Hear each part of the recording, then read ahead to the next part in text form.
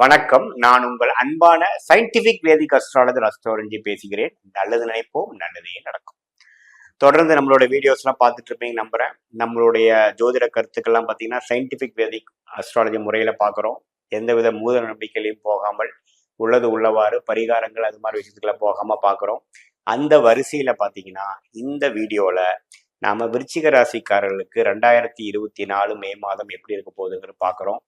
நம்மளுடைய கருத்துக்கள் பார்த்தீங்கன்னா ஒளி தத்துவ அடிப்படையில தான் வருது. அதாவது நம்மளுடைய கர்மா எப்படி நம்மளுடைய வாழ்க்கை சம்பவமாக உருவெடுக்கிறது, அதுக்கு ஒளி தத்துவம் இருளடைந்த ஒளியா இருந்தாலும் சரி, நம்ம ஒளி உள்ள ஒரு விஷயமா இருந்தாலும் சரி, அது எப்படி நமக்கு நல்ல கர்மாவும் கெட்ட கர்மாவுமாக நமக்கு மாறுகிறது என்பதை நம்ம துல்லியமாக பார்த்து கொண்டிருக்கிறோம். அந்த அடிப்படையில பாத்தீங்கன்னா விருச்சிக ராசிக்காரர்களுக்கு இந்த மே மாதம் எப்படி இருக்க போகுதுன்னு பார்க்கும் பொழுது, குருங்கிற ஒரு மிகப்பெரிய சுபகிரகம் ராசியை பார்த்து அதிகமான ஒரு புத்துணர்ச்சியும் உத்வேகத்தையும் கொடுக்கக்கூடிய ஒரு விஷயமாக விருச்சிக ராசிக்காரர்களுக்கு இந்த குரு பயிற்சி மே 1ஆம் தேதி நடக்கக்கூடிய குரு பயிற்சி இருக்கிறது. மற்ற ஆண்டு கிரகமாகிய சனி 4ஆம் இடத்திலும், ராகு 5ஆம் இடத்திலும், கேது 11ஆம் இடத்திலும் இருப்பது மிகவும் சிறப்பு. அந்த மாற்றங்கள் எதுவும் வரப்போறது இல்லை.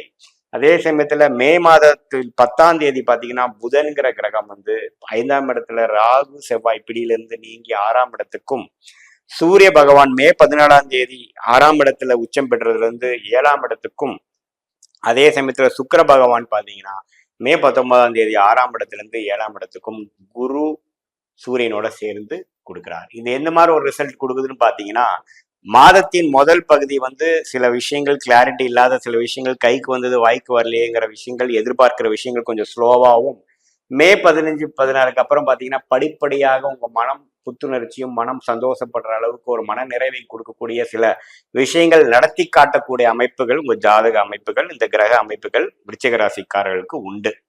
ஏன்னா குரு ராசியை பாக்குறாருங்க, சுக்கிரனும் ராசியை பாக்குறாரு. உங்களுடைய ராசிக்கு மிகவும் முக்கியமான சூரியன் 10ஆம் வீடு தொழில்ஸ்தானாதிபதி 6ஆம் இடத்துல இருந்து 7ஆம் இடத்துல இருந்து வருது அருமையான விஷயம். குருவோட சேர்றார்.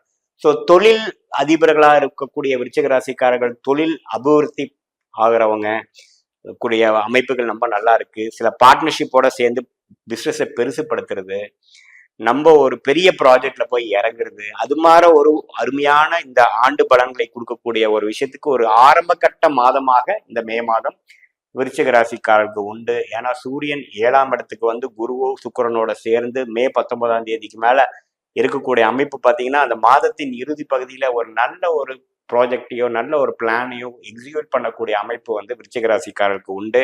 இதுவரையே எதிர்பார்த்திருந்த விஷயங்கள் கை நடக்கக்கூடிய, உங்க கண்ணுக்கு முன்னாடியே நடந்து காட்டக்கூடிய ஒரு அமைப்பு உண்டு. அதே சமயத்துல வேலை மாற்றம், கொஞ்சம் நல்ல மாற்றம் இல்லாம தவிக்கிறவங்களுக்கு ஒரு நல்ல மாற்றத்தையும், கொஞ்சம் பெரிய கம்பெனி மல்டிநேஷனல் கம்பெனிக்கு எதிர்பார்த்துட்டு இருக்கிறவங்களுக்கு ஒரு நல்ல கம்பெனியும், உங்களுடைய டேலண்ட்டும் உங்களுடைய தகுதிக்கு தகுந்த ஒரு வேலை கிடைக்கக்கூடிய அமைப்பும் இருக்கு. அதே சமயத்துல இல்லத்தரசிகளுக்கு பாத்தீங்கன்னா இது மாதிரி சில உறவுகள்ல ஒரு பிரச்சனைகளும், கூட்டு குடும்ப பிரச்சனையில இருந்து இருக்கிறவங்களுக்கு கொஞ்சம் விடுபட்டு ஒரு தன் உண்டு தன் குடும்பம் உண்டுன்னு சந்தோஷமா வாழக்கூடிய அமைப்புகளும், டிஸ்ட்ராக்ஷன் விலகக்கூடிய அமைப்புகளும், எதிரிகள் விலகக்கூடிய அமைப்புகளும் விருச்சிக ராசி இல்லத்தரசிகளுக்கு உண்டு. அதே மாதிரி மாணவ செல்வங்களுக்கு பாத்தீங்கன்னா மே 15க்கு அப்புறம் வரக்கூடிய விஷயங்கள் கொஞ்சம் உத்வேகமாகவும், அவங்களுடைய ப்ரிப்பரேஷனுக்கு தகுந்த மாதிரி அவங்க பெர்ஃபார்ம் பண்ண முடியுது அப்படிங்கிற மாதிரி ஒரு ரிசல்ட் கொடுக்கக்கூடிய, அவங்களுக்கு கிடைக்கக்கூடிய அட்மிஷனா இருக்கட்டும், ஹையர் ஸ்டடீஸா இருக்கட்டும், அவங்களுக்கு பிடித்தமான ஒரு விஷயம் கிடைக்கக்கூடிய அமைப்பு உள்ள ஒரு மாதத்தின் இறுதி பகுதி கட்டாயம் விருச்சிக ராசிக்காரர்களுக்கு உண்டு என்பதை தெரிந்து கொள்ள வேண்டும். இது பாத்தீங்கன்னா இதுவரை 6ஆம் இடத்துல குரு இருந்து சுப விரயங்கள், இன்வெஸ்ட்மெண்ட் நிறைய பண்ணிட்டு இருந்த விருச்சிக ராசிக்காரர்களுக்கு இப்போ அதோட பலனை அனுபவிக்கக்கூடிய ஒரு ஆரம்பகட்ட மாதமாக மே மாதம் உண்டு. இதுவரைக்கும் பண்ணிட்டு இருந்த இன்வெஸ்ட்மெண்ட் இதுக்கு மேல பண்ணாமல் இதுவரை இனிமேல் அதுல அறுவடை செய்வதும், அதுல இருக்கிற பணத்தை எடுத்து லாபங்கள் பெறக்கூடிய ஒரு அமைப்பு கொடுக்கக்கூடிய ஒரு லாங் டேர்மான ஒரு காலகட்டத்துக்கு முதல் கட்ட மாதமாக இந்த மே 2024 விருச்சிக ராசிக்காரர்களுக்கு அமைய போகிறது. அதே சமயத்துல வெளிநாட்டுல கொஞ்சம் கஷ்டப்பட்டுட்டு இருக்கிறவங்க எல்லாம் ஒரு நல்ல வேலை கிடைத்து செட்டில் ஆகக்கூடிய அமைப்பு, வேலையை தொழில் செஞ்சுட்டு இருக்கிறவங்களுக்கும் ஒரு நல்ல ஒரு ஸ்டெபிலிட்டி இல்லாதவங்களுக்கும் ஒரு ஸ்டெபிலிட்டி கிடைக்கக்கூடிய அமைப்பு, அவங்களுக்கு எது பண்ணணும் எது பண்ணக்கூடாதுங்கிற ஒரு தெளிவு பெறக்கூடிய ஒரு மாதமாக கண்டிப்பாக விருச்சிக ராசிக்காரர்களுக்கு உண்டு. இப்ப பாத்தீங்கன்னா இதுவரைக்கும் நம்ம பார்த்துட்டு இருந்த பலன்லாம் பொது பலன்கள், அதாவது கோச்சாரத்துல ஆண்டு கிரகமாகிய ராகு கேது குரு சனி எப்படி இருக்கிறாங்கன்னு பொறுத்தும், மாத கிரகங்கள் என்று சொல்லப்படுகிற சுக்கிரன், புதன், செவ்வாய், இது மாதிரி கிரகங்கள், சூரியன்ல எப்படி இருக்கிறாங்கிற பொறுத்து தான் நம்ம கோச்சாரத்துல பலன் எடுக்கிறோம். பட் உண்மையான விஷயம் பாத்தீங்கன்னா, உங்களுடைய ஜென்ம ஜாதகத்துல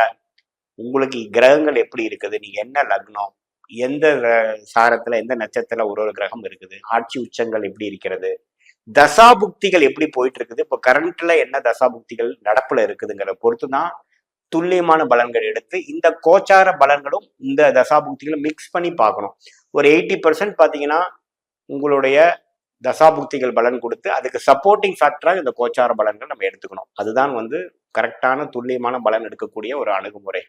ஸோ நம்ம எதுக்கு இது பார்க்குறோம் அப்படின்னு பார்த்தீங்கன்னா, பொதுவாக இப்போ இருக்கக்கூடிய இந்த மாத காலத்துக்கு எப்படி உங்களோட அமைப்புகள் இருக்கு, சாதகமாக இருக்கிறதா, சாதகம் இல்லாமல் இருக்கிறதான்னு பார்க்குறோம். உங்களுக்கு சாதகமான தசாபுக்திகள் போறப்போ நல்ல பலன்கள், நான் சொல்லக்கூடிய பலன்கள் கொஞ்சம் தூக்கலாகவும், சாதகமற்ற தசாபுக்திகள் போகும்பொழுது நான் சொன்ன சாதகமற்ற பலன்கள் கொஞ்சம் அதிகமாகவும், சாதகமான பலன்கள் குறைவாகவும் இருக்கும் என்பதை நீங்கள் அறிந்து கொள்ள வேண்டும். மீண்டும் மற்றொரு காணொலியில் சந்திப்போம். நன்றி, வணக்கம்.